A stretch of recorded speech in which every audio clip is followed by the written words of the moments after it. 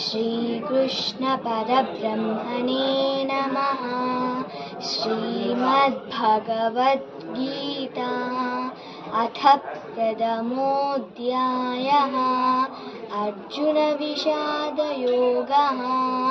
धृतराष्ट्र उवाच धर्मक्षेत्रे कुरुक्षेत्रे समवेतायुयुत्सवः मामकाः पाण्डवाश्चैव किमकुर्वत सञ्जय।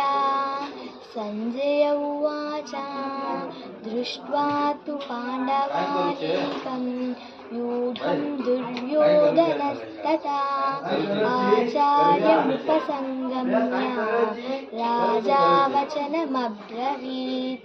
पश्चैतां पाण्डुपुत्राणाम् आचार्यमहात्मनां